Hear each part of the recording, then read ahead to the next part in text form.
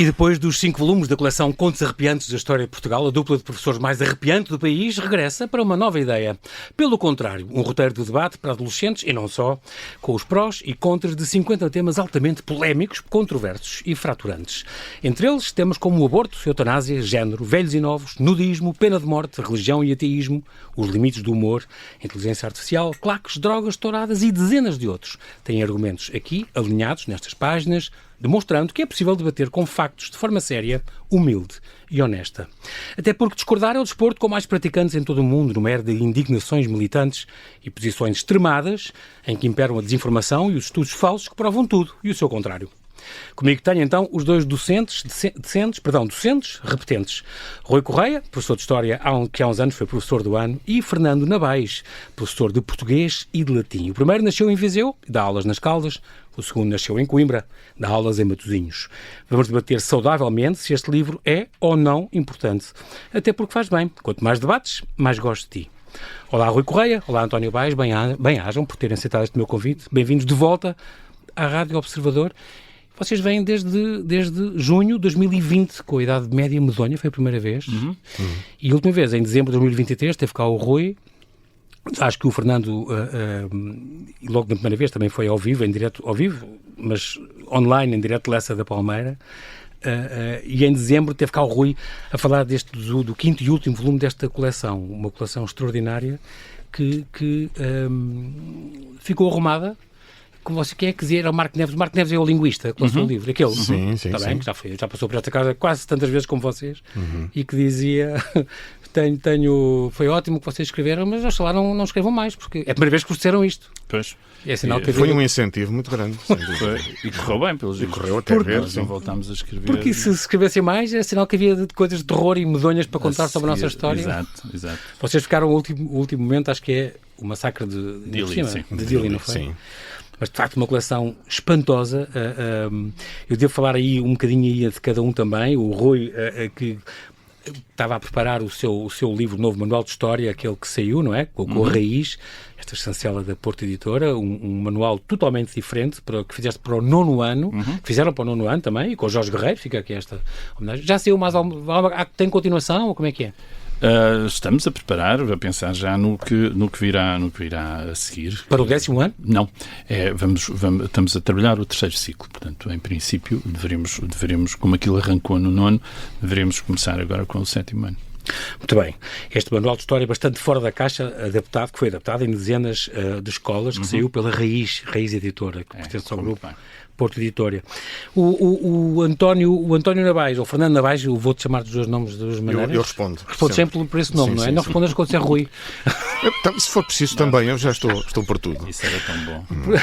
Ele vem de Línguas e Literaturas Clássicas e é professor de Português e de Latim.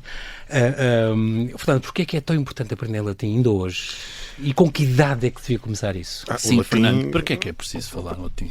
Para nada, no fundo, mas... eu tenho aquela ideia de que é bom, quem sabe muito latim não dá erros português. Não sei se isto é falso, se é verdade. Tem mais probabilidades de não dar erros, sim. E de perceber melhor também as próprias palavras a partir do étimo. Os miúdos costumam gostar muito desse tipo de explicações, porque ficam sempre espantados com a origem das palavras. Por exemplo, isto a propósito deste livro, por exemplo, vale a pena falar da raiz de discordar, que é uma coisa curiosa, porque vem da palavra latina cordis quer dizer coração. Não é? Discordar é não ter o mesmo coração. É o que quer dizer. Concordar é passar a ter o mesmo coração, recordar é passar pelo coração. Este tipo de curiosidades ajudam-nos a perceber muitas vezes a nossa própria língua, mesmo quando o significado já mudou. É muito importante. É? A nossa raiz, a nossa identidade, a língua é tão importante.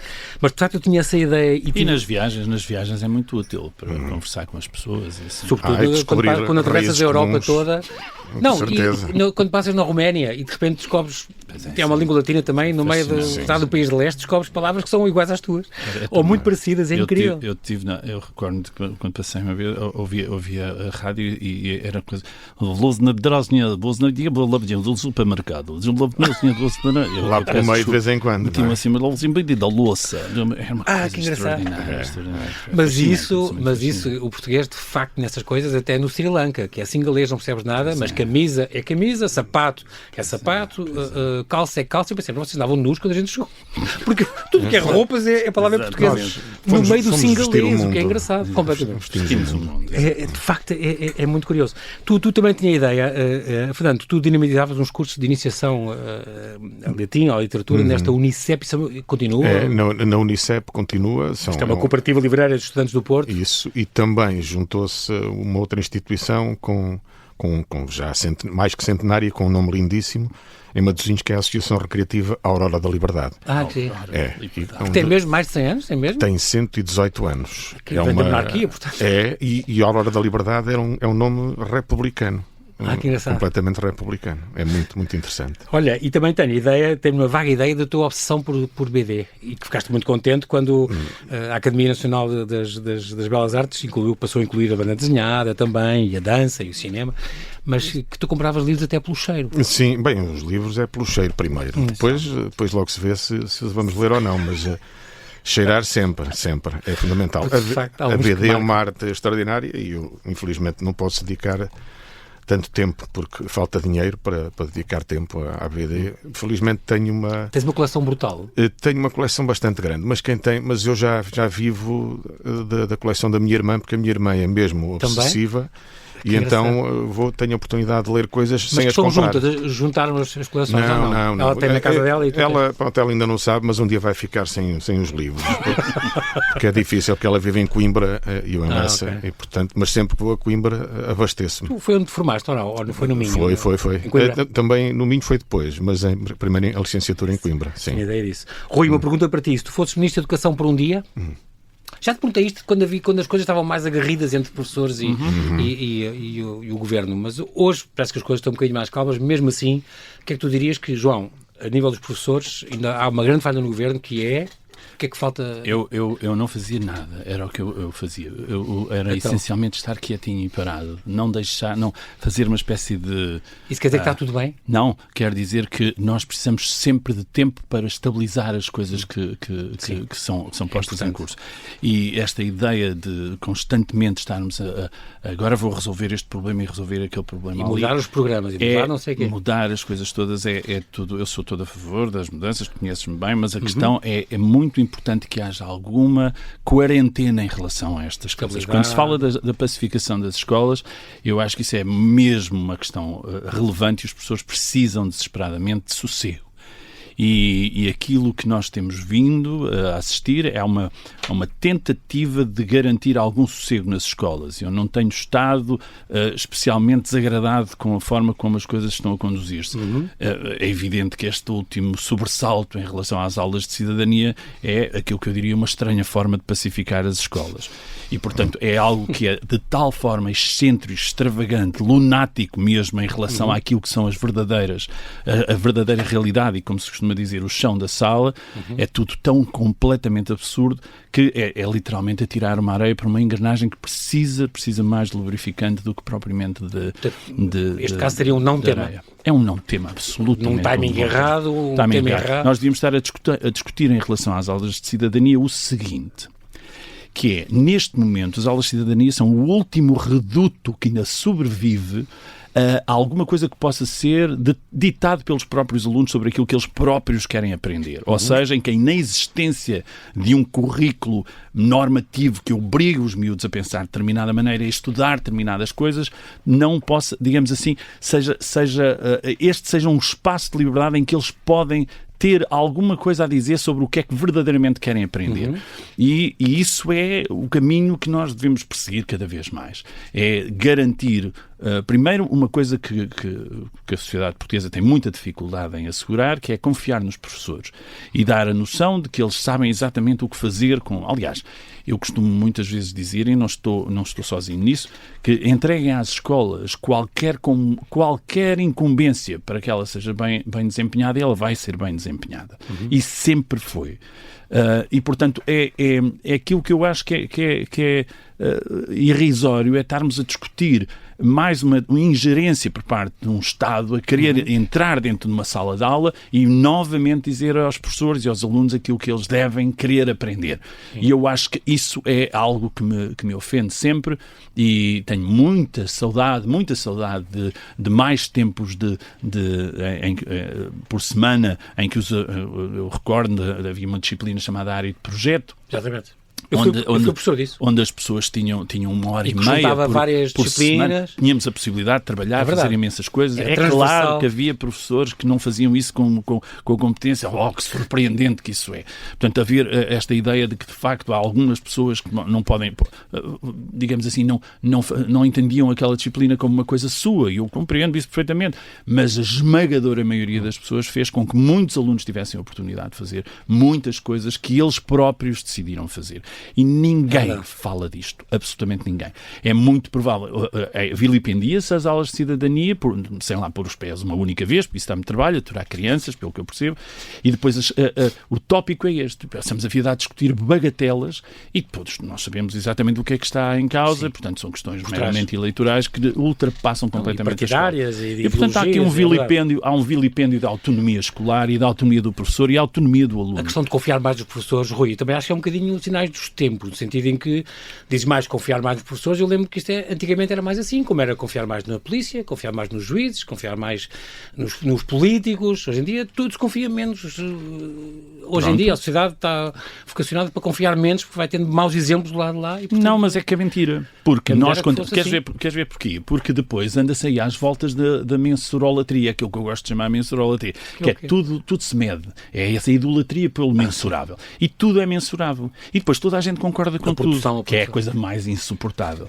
Que é, nós dizemos que a educação é um espaço de subjetividade, de o ser único, a individualidade e todas essas coisas. Concordamos todos, pois com certeza, um aluno é todo um universo de cada um deles. Ok, e estamos todos de volta disso. E ao mesmo tempo precisamos de saber qual é os rankings das escolas e começar a fazer... Quer dizer, e passamos a vida a discutir outros assuntos que também têm validade, mas é uma validade que ultrapassa completamente aquilo que é o core business de um professor. E o core business de um professor é o seguinte: os rankings não me servem para nada dentro de uma sala de aula. Servirão, certamente, aos decisores políticos, mas a minha profissão é tomar conta do Arthur, do Joaquim, da Maria, e isso é que me interessa. E, portanto, é-me absolutamente inútil. Esses dados não me servem para nada como professor. Dentro de uma sala de aula, que é o epicentro de todo um sistema educativo e tem que ser, esses dados não me servem para rigorosamente nada. Portanto, aquilo que a escola precisa desesperadamente, eu diria que são duas coisas. Uma, sossego,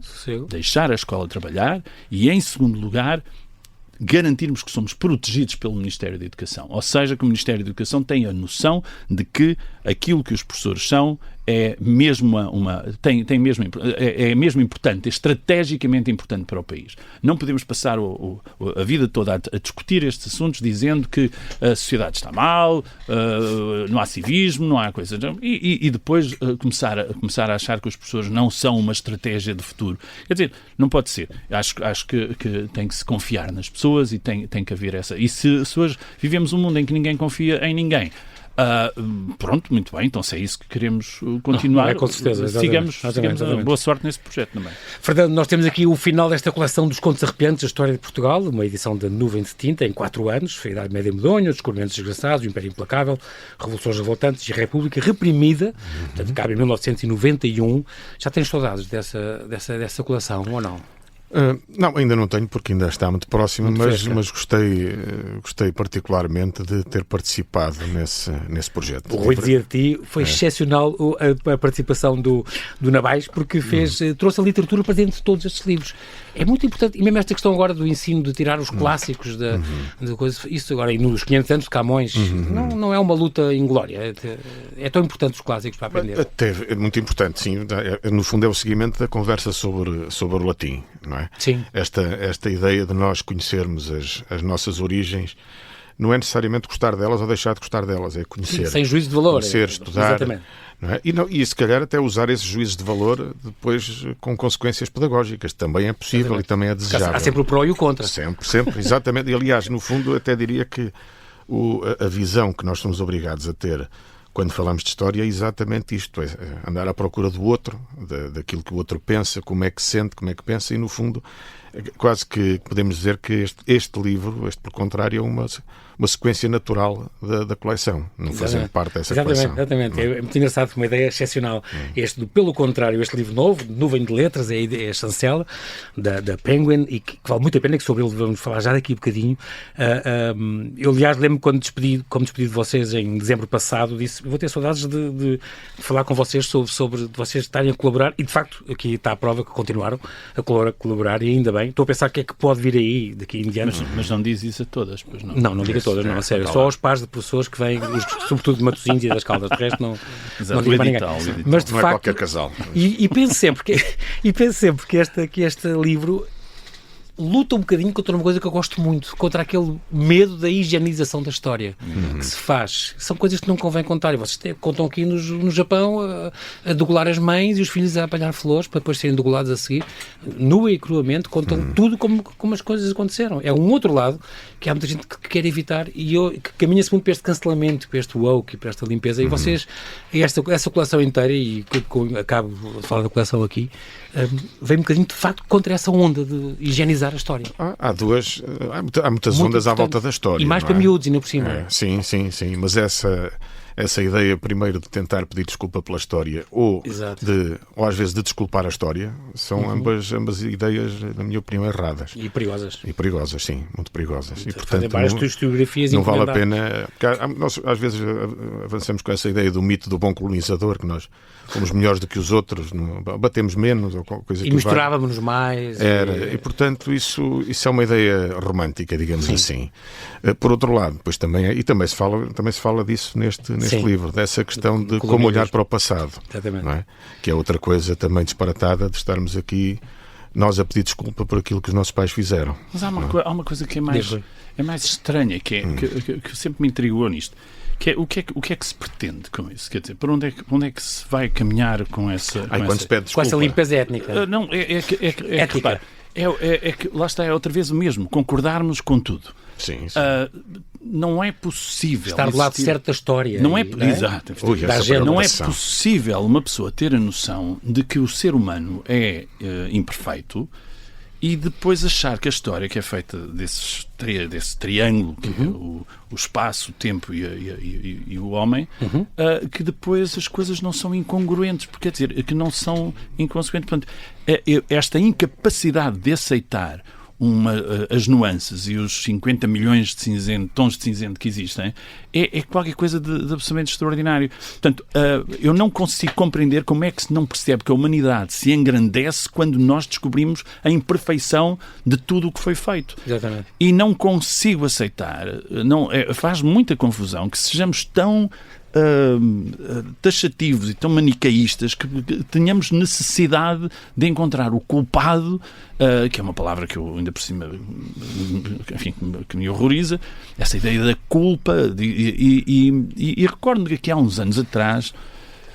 fui à Torre do Tombo assistir a um congresso sobre escravatura e estavam lá os maiores especialistas de história da escravatura, e eu acreditei genuinamente que íamos falar sobre escravatura, e tivemos aqueles 2 ou 3 dias ali ininterruptamente a falar sobre imputação de culpas.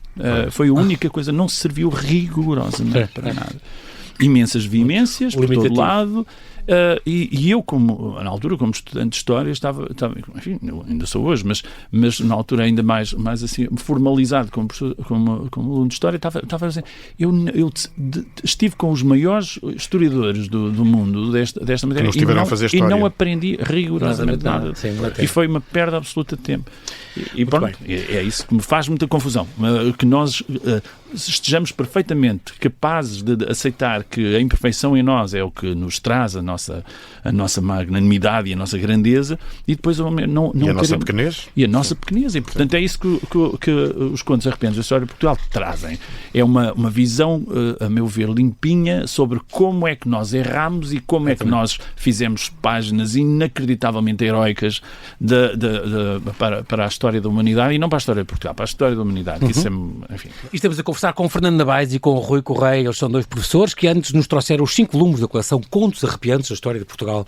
E regressam agora, reincidentes, para nos apresentar, pelo contrário, um roteiro de debate para adolescentes e não só, com prós e contras de 50 temas deliberadamente polémicos e controversos. Pelo contrário, tem aqui o livro na mão, é uma edição da Nuvem de Letras, uma chancela da Penguin Random House. Foi lançado dia 20 de outubro ali na Fólio, no Festival Fólio, em Óbidos, numa livraria do mercado, transformada em Casa Penguin House e apresentado pelo escritor Francisco Martins da Silva. São 50 ideias para teimar com alguém, como diz na capa, anda a debater, tu debates bem, não é? Como diria o Ronaldo Moutinho no Euro 2016. São os dois autores, Rui Correia, António Fernando Nabais, mas também é autor, o ilustrador, o Hélio Falcão. Como disse um de vocês, e convidámos o Hélio, que tem os mesmos problemas mentais que nós, juntou-se o útil ao desagradável. Eu adoro este amor que vocês têm ao vosso... O inútil ao desagradável. Exatamente. Este brasileiro que vive aqui em Lisboa, é um grande ilustrador e grande designer, faz aqui um grande trabalho também. Estão muito giras estas ilustrações, e eu acho, de facto, que é pena a rádio não poder mostrar isso, mas, de facto, é parte importante deste livro, como já era dos outros, estas ilustrações dele. Este título do Pelo Contrário, Rui, foi a tua filha que te sugeriu, certo? Nós tínhamos uma série de títulos possíveis. E quando lhe dei a indicação do que é que nós queríamos fazer com o livro, e o livro é um livro que dá trabalho, no sentido de que não consegues ler de uma ponta à outra, tens que estar sempre a rodar o livro, a rodar de um lado para o outro, porque nós decidimos fazer disso uma metáfora. E então ela disse, olha, um título giro, já que vocês estão sempre a inverter o livro, e como ele vai ter duas capas, vai ter dois índices, dois prefácios, e portanto tudo isso... dois fundos, cores de texto, tudo. Exato. É muito engraçado. É o único livro que tem graficamente dois índices diferentes com paginação diferente. Pois é. Uma coisa um que começa do 1 ao 70 vai e do outro 2 por aí fora. Então, é incrível. E portanto, ela sim, foi ela pelo contrário. É muito engraçado porque explicámos então que graficamente estas duas capas e estes dois sentidos de leitura são muito curiosas. É uma interseção de dois livros simétricos. Todos os temas são tratados quando se abre o livro ao calhas nas mesmas duas páginas, um em branco a favor, em branco com o corpo das letras a negro, e outro ao contrário, com o fundo negro e as letras a branco. E, portanto, só uma correção. O branco, o fundo branco não é a favor, pode até ser contra, não há aqui nenhum, tá bem. É não completamente aleatório, não se escolheu o conforme os temas ele varia, exatamente. Contra ou sim, favor, não mais isso, seria mais uma discussão e mais um congresso na Torre do Tombo. Isto entrava logo na lista negra. Exato. Na lista ausência de cor. Exato. Mas de facto ainda nos íamos ver gregos. É muito engraçado porque leva a este exercício de leitura, estar sempre a virar o livro, e eu penso que os miúdos a lerem isto, e não só, a ler isto nos transportes, dá esta ginástica que a pessoa vai estar sempre a fazer. Tem esta componente de... Imaginar alguém a ler este texto e estar constantemente... As pessoas vão estar a reparar, porque é que ele está sempre a virar o livro ao contrário? Não trouxe óculos ou qualquer coisa? Mas nós vai passar para o analfabeto. Nós ajudámos as pessoas porque pusemos as capas invertidas, e portanto as duas capas permitem que ele esteja sempre... Este livro é como aqueles relógios que estão parados, estão sempre certos duas vezes por dia, pelo menos estão parados. Portanto está sempre certo, nunca é igual. Os temas são de A a Z, não são, mas é quase, de aborto até velhos e novos, passam por imenso celibato na igreja, as claques, inteligência artificial, já falámos disso e elencámos alguns. É um roteiro de debate com 50 temas, deliberadamente polémicos, estes temas ardentes e fraturantes.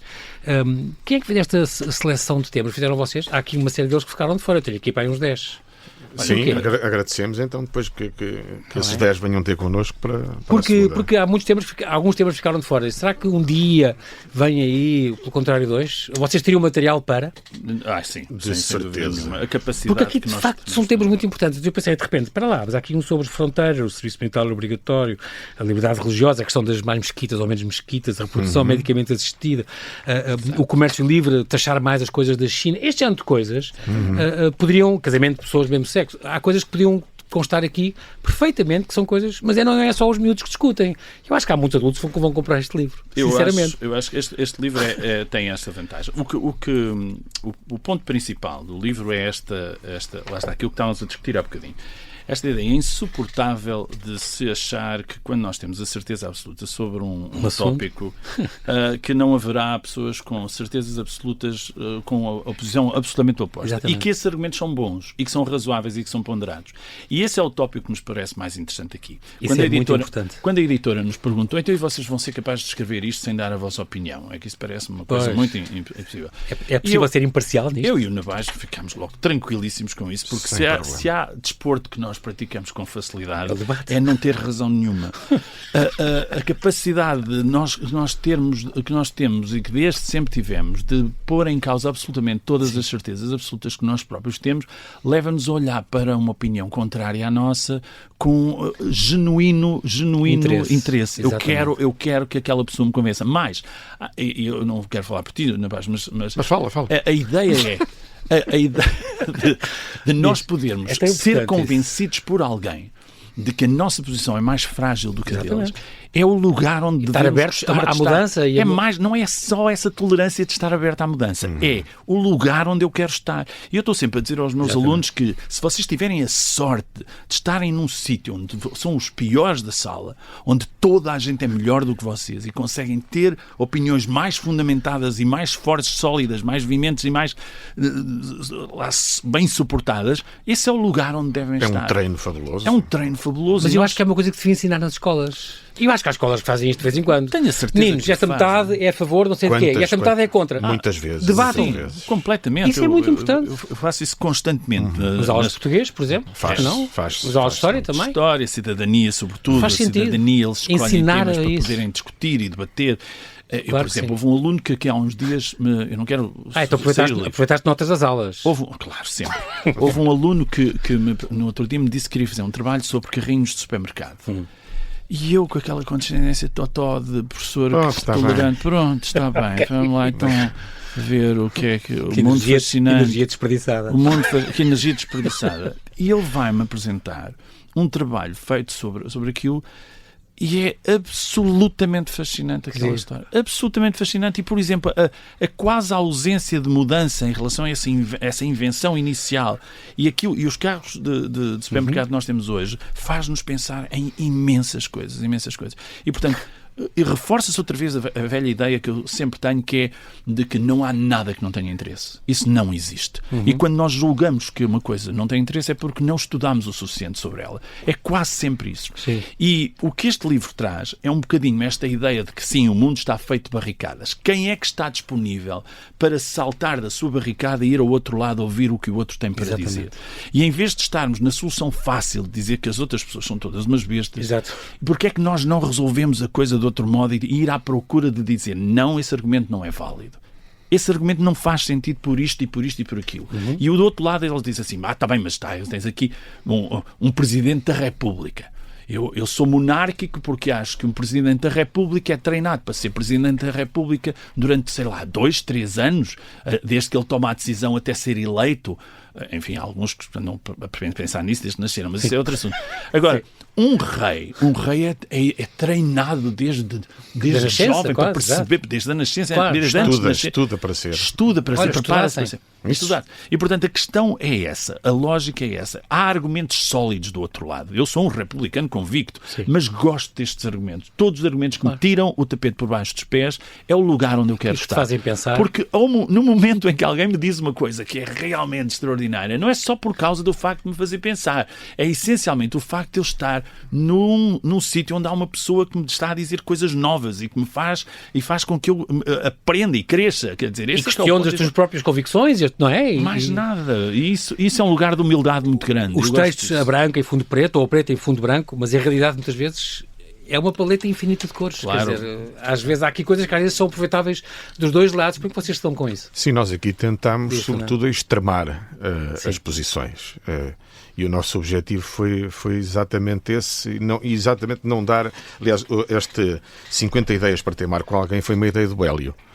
Foi? Do ilustrador. A expressão que está aqui. E realmente esta ideia de teimar é sempre muito engraçada, porque também é deste teimar que às vezes nasce a luz. E no fundo, voltando um bocadinho atrás acerca daquilo que estavas a dizer, acerca da questão de debater, em várias disciplinas o debate e a argumentação estão sempre em jogo, E eu estou a lembrar-me exatamente da minha disciplina, enquanto se fala de literatura, eu explico-lhes isso muitas vezes, que interpretar um texto literário é argumentar, explicar porque é que ele quer dizer isto e não quer dizer aquilo, e ir à procura, efetivamente, do significado. Tanto assim é, e entrando nessa questão de às vezes sermos convencidos de maneiras que não estávamos à espera, acontece-me com frequência, e eu digo isso aos meus alunos. Uma pessoa faz uma pergunta sobre um texto, está a pensar numa resposta, houve outra, e essa outra também faz sentido. Porque é muito bem explicada, é bem argumentada, e os miúdos estão muito abertos e gostam muito destas coisas, ainda por cima. Na adolescência, eu tenho lidado sobretudo com o secundário, eles estão cheios, aliás, se calhar estamos todos, não é? Mas na adolescência a energia é um bocadinho maior, eles estão cheios de certezas absolutas. Sim. E quando às vezes fazemos girar um bocadinho, aplicar ali um pequeno golpe, eles ficam às vezes desamparados, mas desamparados de uma maneira positiva, e isso é sempre muito engraçado porque obriga depois a pensar. Vocês também vão um bocadinho, que eu gosto disso, um bocadinho contra esta uniformidade, unanimidade de pensamento, que só me lembro do Partido Único na Rússia, como diziam antigamente, não era? Na União Soviética, Partido Único, e sempre haverá esse sistema, porque no dia em que inventarem a oposição, vai tudo a oposição e volta a ser o Partido Único. Único. Partido Único. Mas é um bocado, Portanto, é um bocado esta ideia de contra a uniformidade. O que é isso de eu tenho respeito pelo outro desde que o outro esteja sempre de acordo comigo? Exatamente, este é que eu. O que é então não isto? é outro. É uma contradição em termos, não é? E portanto aqui o livro procura saber o comprimento que vai entre a discordância e a discórdia. Que são coisas diferentes. São coisas absolutamente diferentes. E, portanto, esse tópico é que, para mim, me parece o mais importante. Ir à procura, porque há sempre uma maneira melhor de dizer tudo. Acho que isso é a pesquisa que todos... É o ponto de partida, digamos assim. É tudo isso. E, portanto, mas há uma predisposição obrigatória. Esta coisa do aceitar mudar, o adaptar, o corrigir, o aprender. Sim. A pessoa, quando lê isto e quando está num debate deste ou numa discussão destas, discussão no bom sentido, tem que ter esta predisposição. E isto nem sempre existe. Não, até é bom. Nós sabemos... Este é um livro com que nós podemos garantir ao eventual comprador deste livro que não vai concordar com ele. Portanto, pode estar à vontadíssima, não há dúvida nenhuma. E para além disso, também lhe tenho a dizer que vai concordar com ele todo. Portanto, é um livro com o qual ele discordará. Metade dele. Não sabemos qual a metade. Mas... Exato. Uma outra coisa que é interessante aqui assim é a ideia de que também nós decidimos fazer uma espécie de umas orientações sobre como é que se organiza um debate. Porque há coisas que não vale a pena, quer dizer, não adianta nada estar a discutir quando não há uma série de condições para que um debate possa ser produtivo e possa ser necessário. Vocês falam até no ambiente, Claro, é preciso ter humildade intelectual, tem que haver alguém que mantenha a discussão sempre no rumo certo. Ninguém pode não podemos estar sempre a concordar uns com os outros, que isso é a coisa mais maçadora que há. Garantir que os dados são credíveis, que nós podemos perseguir a sua veracidade e são factuais. E lá está, um ambiente livre de vexame. Onde o erro possa ser aceito com naturalidade. Exatamente. E onde as pessoas se sintam sossegadas e tranquilas na sua veemência e que a possam exercer sem o risco de serem embaraçados ou humilhados ou algo assim do género. E, se não houver estas condições, não vale a pena estarmos a debater coisa nenhuma, porque as pessoas vão fazer um jogo que é perfeitamente aceitável, atenção, que é a ver quem ganha. Pronto. Há uma coisa que eu também gosto, assunto, não tem nada a ver com a verdade. Há uma coisa que eu também gosto neste livro, mas que vocês já faziam nos outros, que era não trabalharam a linguagem para este livro, não infantilizaram, não imbecilizaram, porque são miúdos ou são mais miúdos. E isso é muito bem feito. Eu acho que vocês assumem isso, e tu, Fernando, também como professor de português, é importante isso. É muito importante. Trabalhar a linguagem para não vamos imbecilizar os miúdos. De maneira nenhuma. Isto está escrito até com muita... Neste caso é mesmo verdade, e até já falámos sobre isso. Está escrito exatamente com muita seriedade, que é uma coisa que nem é costume em nós, não é? Portanto, mas é verdade. Cada texto é um texto muito sério, muito enxuto, digamos assim. Aliás, é engraçado que nós tentamos, a partir deste livro, temos um objetivo espetacular, que é melhorar a humanidade. Isso. E tentamos melhorar a humanidade afastando a humanidade daqui. Ou seja, levamos as pessoas a concentrarem-se nas palavras. Porque se olharmos para os argumentos, sem olhar para as pessoas, acaba por ser melhor. Porque nós, claro, Quando estamos a olhar para alguém que discorda, começa-lhe a nascer uma verruga no nariz, a pessoa fica com uma voz ridícula. Não, as pessoas que discordam de nós são naturalmente feias. São naturalmente feias, é um tema de debate futuro também. De facto, estamos a viver tempos complicados a este nível, com a net, os influencers, opinion makers, a pandemia, a desinformação, as fake news, sentem que toda a gente fala de tudo, toda a gente é especialista em tudo, e há de facto uma pandemia da desinformação, ou não? Não, há pessoas que leem PDFs. Eu acho que esse é o ponto PDF essencial. devia acabar. Leem PDFs e são especialistas. Eu tenho discussões viventes com amigos meus desde a adolescência, em que estamos ali a discutir porque toda a gente tem uma enorme facilidade em assumir-se completamente como eu soube de coisas, e depois é aquela velha frase que especialista em tudo. Não, é mais, é aquela coisa conspirativa de dizer, há coisas que eles não querem que tu saibas. Mas... Que não passam cá para fora. Que não passam cá para fora. E estamos sempre nesta voragem. O último reduto. E passamos a vida nisto, passamos a vida a discutir. Eu vou ser a pessoa que sabe coisas que mais ninguém sabe. E há aquele cartoon, olha, está aqui um cientista a dizer uma coisa que vai completamente contra aquilo que eu li naquele PDF. E pronto, e há aqui uma equiparação entre aquilo que é as pessoas que sabem realmente e que dedicaram vidas inteiras a resolver os problemas e as pessoas que têm uma impressão, e acha que há aqui uma equiparação entre uns e outros. E eu acho que isto não pode ser assim.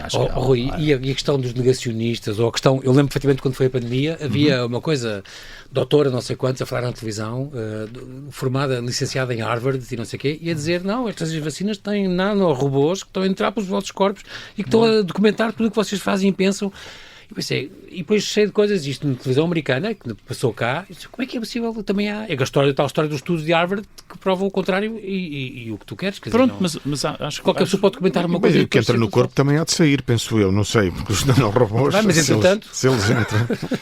Não é fácil a vida de um robô. De um nanorobô desses deve ser muito complicado. Mas entra pelo sangue, atenção, não é? É como vocês estão a pensar. Mas eu acho que que há sempre qualquer estudo que prova o que tu quiseres e o contrário. Mas há virtudes também nessas teorias da conspiração. Sim. Interessa-me muito as resistências. Gosto muito porque é que uma pessoa resiste contra isto e contra aquilo. E às vezes contra a mais elementar racionalidade das coisas. Interessa-me saber o que é que essa pessoa ganha com isso. Isso tem algum interesse. Sem ir relativizar tudo e essas coisas que é, enfim, detestável. Mas nós aprendemos com essas resistências. Nós aprendemos em perceber porque é que as pessoas têm posições tão firmes em relação contra a vacinação. E se formos ouvir essas pessoas, nem sempre a coisa é completamente irracional. Há lógicas ali assim, há lógicas. E essas lógicas são aceitáveis, são respeitáveis. Muitas delas são, outras não. Mas o problema dessas questões é sempre o mesmo. É que se opta por isolar uma variável e dá-se importância a essa variável. E ignoramos todas as outras. Sim. Como é que alguém de história, sabendo o que foi a poliomielite, sabendo o que foi a tuberculose, pode ter qualquer posição, a varíola pode ter qualquer posição em relação às vacinas? Quer dizer, é pedir o impossível, é pedir o impensável. E, portanto, aquilo que eu vejo é que muitas vezes as razões subterrâneas que estão por trás disso são interessantes, porque envolvem a ideia de que existem, de facto, forças que têm mesmo muito interesse em condicionar as mentes das pessoas e condicionar os fluxos de informação. E nós todos sabemos, todas as pessoas minimamente cultas sabem que nós somos sovados, seviciados por um critério editorial que está constantemente a ser propagado pelas redes sociais. E, portanto, existe um editorial em redor daquela... E é fácil encontrá-lo. E depois, quando começamos a ver quais são os grupos editoriais que, na verdade, condicionam toda essa... É fácil ter-se uma visão mais ou menos orwelliana da coisa. E, portanto, acho que é isto. Acho que as pessoas leram o Orwell, ignoraram 90% do que ele diz e pegaram nos outros 10%. Distopia. E as distopias. E, portanto, estão completamente vocacionados para esta ideia. Só que, lá está, é preciso estudar tudo o resto. É preciso não ignorar as outras variáveis. Ver o outro lado. Temos que ir à procura das outras variáveis e em vez de estarmos logo a assumir a certeza absoluta porque lemos 10 PDFs, é ir à procura de quem é que... tem que haver esta pulsão. Quem é que diz o contrário daquilo que é a minha opinião? para eu perceber se a minha que opinião argumentos usa, não é? se tem pernas para andar ou se Que não tem pernas para andar. reparar nas palavras. E essa exatamente. energia tem que ser Exatamente. despendida. É isso que distingue um ignorante de uma pessoa culta. Acho que é isso, essencialmente. Isto é uma ajuda, de facto. O tópico é esse. O que este livro pretende é exatamente isso. O que este livro pretende é garantir que há limites no humor, garantir que as touradas têm coisas que são muito interessantes, garantir que a ditadura é um sistema que tem aqui uma boa série de vantagens. Que a monarquia pode ter vantagens. Que a monarquia é isto. Que Exatamente. o orçamento com a defesa, quando comparado com o orçamento para a cultura, não há cultura se não tiveres liberdade de ter um país protegido e defendido. Exatamente. E que os plásticos, os biodegradáveis têm as suas... Quer dizer, todas estas questões, e ser ateu e ser crente, são posições absolutamente sólidas e as pessoas têm convicções Pessoais, absolutamente claro. fortes sobre o assunto Claro. e ponderadas, sensatas, lógicas. E eu acho que isso é muito interessante. Acho que todos ganhamos com isso. Acho que todos ganhamos em compreender quais são os buracos da nossa argumentação, os lugares vazios da nossa argumentação, para melhor podermos lidar com tudo isso. E sem esquecer, numa última nota, que também tem este lado do humor, que é muito importante e que vocês também acabam sempre por usar, quanto mais não seja também nas ilustrações, e isso é importante, porque para aprender o humor ajuda muito, como ambos sabem, e bem, que é fundamental, como já uma vez disseram também, para entender os momentos mais difíceis da história, como vocês já usaram isso, e agora aqui também, os argumentos que nos podem às vezes desmontar. Este é um livro que custa nesse aspecto, é um livro que tem a parte física de estar sempre a rodá-lo, mas tem a parte que quem o ler é quase como um disclaimer, não cuidado, você pode, se calhar vais mudar de opinião em alguma coisa, e isto de facto está muito bem construído. Vocês arranjaram os temas. O humor é isso. O humor é garantia de facto, de que tu não tens funciona. razão. Sim. O humor o que faz nas E a brincar nas com a pessoas nossa opinião também. é dizer-te assim, pois, é divertido olhar para Exatamente. ti e para a tua veemência. Eu gosto muito de ver a tua veemência sobre isso. Nós temos, eu acho que é engraçado, nós muitas vezes temos, com a nossa opinião, temos é quase como se fosse um órgão vital, não gostamos de nos desfazer dela. Não é? Eu estava Exato. a lembrar-me de noites épicas que passei com grupos de amigos a discutir coisas de uma Fala-me maneira disso. veemente. É isso que é disso que eu ia falar, acho que é muito importante, porque nós discutimos. Tu disseste noites que passaste noites que passávamos interessado nisso. Só em debate. a debater, e então são dois assuntos tão importantes como o que é que escorrega mais, a sola ou a borracha?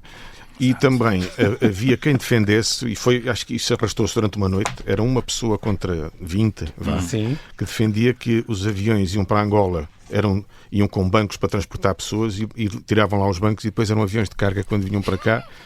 E isto deu um debate... De uma noite. Uma Inteira. noite, porque as pessoas não gostam de largar as suas opiniões. Eu acho que a inutilidade do debate é uma coisa maravilhosa. É E nós também importante. temos isso no nosso livro. Apresentamos aqui uma série de assuntos, uma lista de assuntos Sim. que são assuntos menos sérios, eventualmente, mas que... Menos sérios, mas muito importantes. Mas muito importantes, como por Sim. exemplo, se os beliches são estantes de pessoas. Sim, e se podem comer francinhas a mais de 30 km do Porto, se é possível. Não ou dá não. lá, eu sei. E Porque esta é que coisa... porque há pessoas que têm piscinas, constroem piscinas junto às praias. Sim. Explica-me uma coisa. Tu Tens 20 estás segundos. completamente mergulhado em filmes e jogos de zombies, Sim, certo? sim. Os zombies andam mal. Sim. Eles estão Sim. cadavéricos e, portanto, Sim. cambaleiam. Rastejam. Não, Sim. rastejam. Como é que estas pessoas, estes desgraçados, podem ser perigosos se nem andar conseguem? E tu podes fugir quando se tiveres duas pernas a funcionar como deve ser. Ou fugir ou espirrar para cima de um deles, ele cai para o chão. Eu nunca compreendi o que é há de Isto- terrível nestas pessoas. Isto já é tema para a próxima conversa, mas são debates mas vocês importantes, têm peço têm coisas em mãos neste momento, vocês dois. Temos ideias, ainda não sabemos Ok. o que é que vamos fazer com elas. Vamos esperar por mas- elas para mas vocês já voltarem. temos. Mas Vale sempre a pena. há um projeto em grande que eu um dia desse devemos de apresentar. Dá só um cheirinho. É sobre Tem história. tem que ter capa dura. Tem que ter Isso. capa Está dura. bem. E há de vir com capa dura. É isso. Vou que seja dura. Eu fico à espera então dessa vossa próxima contribuição. Para já quero agradecer muito a vossa presença aqui, Nós é que agradecemos. mais uma vez aqui Muito no Convidado hoje. Vocês já são repetentes várias vezes. Aqui, assim que nos ouvem, então fica este. Pelo contrário, anda a debater, tu debates bem, esta edição da Nuvem de Letras, do Rui Correia e António Navais. Muito obrigado pela vossa disponibilidade a falarem aqui à rádio e bem-ajam. Muito obrigado. Muito obrigado.